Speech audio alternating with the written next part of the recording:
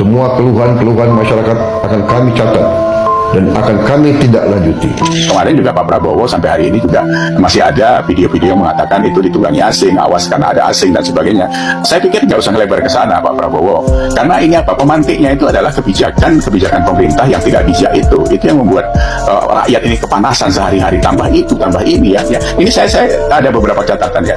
Yang pertama, 2 minggu setelah Bapak dilantik itu ada pajak naik BPN 11 menjadi 12%, ribut dibatalkan. Kemudian Bahlil membuat keputusan gas 3 kg tidak boleh dijual di retail, ribut dibatalkan. Apalagi kemarin PPATK memblokir rekening jutaan rekening rakyat itu, ribut dibatalkan. Apalagi data MBG yang tidak jelas sampai sekarang, itu yang saya bilang kemarin, Bapak bilang 21 juta mengcover anak kita sudah makan itu dari 2.000 dapur yang ada, itu sama dengan bohong, karena kalau sampai 2.000 mensupport 21 juta itu sama dengan satu malam mereka harus memasak 11.000 porsi, itu sudah tidak masuk di akal. Hal-hal semacam ini karena Bapak terima dari laporan-laporan kosong saja gitu. Nah, ini karena memang sifat Bapak adalah orang yang suka menerima laporan baik-baik saja, tidak mengkritisi, tidak merecek, cek dan recheck dan sebagainya. Itu kelemahan Bapak memang yang saya sampaikan kemarin itu. Dalam angka-angka Bapak kurang cermat gitu ya. Memang karena ini soal kapasitas Pak ya. Kalau buat Bapak dulu memang jadi komandan di Kopassus itu membawahi 3.000 orang paling gitu kan. Tapi sekarang Bapak presiden Pak, membawahi rakyat 245 juta. Jadi beda cara penanganannya. Jadi bukan cuma menjadi presiden, Bapak harus menjadi pemimpin. Beda, value-nya beda Pak. Presiden itu jabatan, pemimpin itu adalah sebuah sosok, seorang sosok yang betul-betul bisa mengademkan atau memberi arahan yang efektif dan efisien kepada masyarakat gitu. Kalau cuma pencapaian menjadi presiden, Bapak sudah mencapai itu gitu. Tapi apakah itu cukup? Tidak cukup. Tapi kalau target Bapak cuma mau jadi presiden, ya sudah. Sebaiknya besok akhir tahun Bapak mundur saja gitu, nggak usah lagi jadi presiden, kan sudah tercapai jadi presiden. Tapi Bapak tidak bisa jadi pemimpin, gitu kan masalahnya. Nah, berikutnya apa lagi? Laporan penurunan kemiskinan, pengangguran, semuanya bullshit, ya kan? Tim Koperasi Merah Putih bubar juga nggak jelas itu. Terus apa? Koalisi Merah Putih katanya bekerja luar biasa. Apa yang luar biasa? Oh, yang luar biasa itu cuma mulutnya saja kan? Ya kan? Nusron bilang tanah mau disita, dibilang itu bukan tanah mbahmu. Apalagi Saifullah Yusuf mengatakan anak yang sakit perut karena belum terbiasa makan enak. Itu loh, keracunan sudah hampir tiap hari. Kemarin di NTT, di Belitung, di mana-mana. Yang kayak gitu kan kalian harus aware ya kan. Belum lagi kemarin diributkan soal nampan yang kayaknya kena minyak babi dan sebagainya. Sebenarnya itu kan ada food grade yang bisa diukur. Dia 304 atau 202 gitu kalau di stainless steel itu. Harusnya dari dulu kita tahu kita punya kemampuan membuat itu dalam negeri. Tiba-tiba diimpor dari Cina. Ini kan soal proyek yang duitnya triliunan itu kan. Jadi Bapak kecolongan terus ya. Apalagi PBB di beberapa daerah naik ratusan ribuan persen. Anggaran hotel pejabat itu diekspos semua menjadi 9,3 juta per malam. Katanya efisiensi.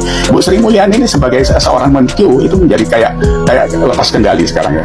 Jadi anggaran mobil dinas yang kemarin itu untuk eselon 1 dari 800 juta menjadi 900 juta. Jadi semuanya itu dibaca oleh rakyat, karena sekarang ini bukan zaman Orde Baru yang semua pintu komunikasi bisa ditutup. Sekarang ini Pak, ini zaman medsos terbuka ya.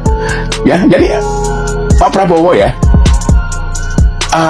memang dalam kancah perpolitikan Bapak kembali ke Indonesia itu dengan kekuatan uang membuat partai. Bapak membeli orang-orang yang loyal kepada Bapak karena Bapak punya duit.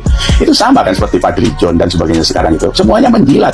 Fadly John itu loh, bisa mau merubah tulisan sejarah yang katanya 98 tidak ada perkosaan, terus mau masukkan lagi opanya Pak Prabowo menjadi patriot untuk koperasi, jadi Bapak Koperasi Indonesia. Mau menggeser namanya Hatta itu kan luar biasa jolimnya. Buat apa itu semua? Terus kemarin dapat penghargaan, kehormatan, bintang, apalagi itu kemarin. Itu nggak pantas Pak. Jadi kemarin itu mohon maaf, begitu anak-anak kita demo untuk meluruskan apa-apa yang tidak beres di DPR, tiba-tiba Bapak buat pesta bagi-bagi bintang hadiah kehormatan itu, bintang kehormatan itu, ternyata bukan 34, 141 ya kan, ada 15 nama yang tidak layak. Itu Bapak memberikan itu atas nama bangsa dan negara. Kami Pak tidak ikhlas memberikan itu. Kalau Bapak membawa nama bangsa dan negara, kami tidak ikhlas. Itu menjadi penghargaan yang sangat murahan seperti bros kawinan saja gitu Bapak buat. Itu Bapak tarik Pak, Bapak batalkan atau mereka mengembalikan karena mereka tidak pantas. Apa pantasnya mereka? AHY, Bahlil, Fadly John, Dasko, Ahmad Mujani, belum lagi Burhanuddin Abdullah sebagai koruptor. Bapak suka kali kepada koruptor. Bengok-bengok mau berantas koruptor tapi piaraannya koruptor. Sama dengan Danantara waktu dibentuk awal. Bapak manggil Thaksin Miranata kan dari Thailand. Itu kan Perdana Menteri yang korup, dikejar-kejar gak pulang-pulang. Kenapa Bapak seperti itu? Perilaku-perilaku ini yang dibaca orang. Jadi kalau sekarang Bapak bilang percaya kepada kepemimpinan Bapak, rakyat Indonesia diminta percaya. 10 bulan ini loh Pak, kami dibuat main kayak jungkat jangkit pikiran kali Bapak buat. Loncat sana, loncat sini. Sampai sekarang ya Pak, sampai sekarang Bapak itu menggolkan satu keinginan rakyat yang ditunggu-tunggu selama 10 tahun. Undang-undang perampasan aset koruptor. Dengar ini Pak, undang-undang perampasan aset koruptor. Bapak nggak bisa menggolkan itu.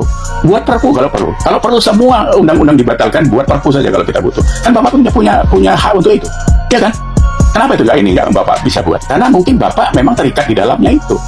Repotnya apa? Kalau Bapak dari mulai awal memanggil Taksin, memelihara Burhanuddin Abdullah, saya tidak berharap Bapak sejenis mereka gitu. Artinya sejenis itu ya Bapak punya DNA koruptor juga gitu kan. Ini mohon maaf saya Pak Prabowo, Bapak sebagai presiden yang kami dukung, tapi kami tidak mau kecolongan dengan perilaku Bapak yang berubah atau itu aslinya gitu kan.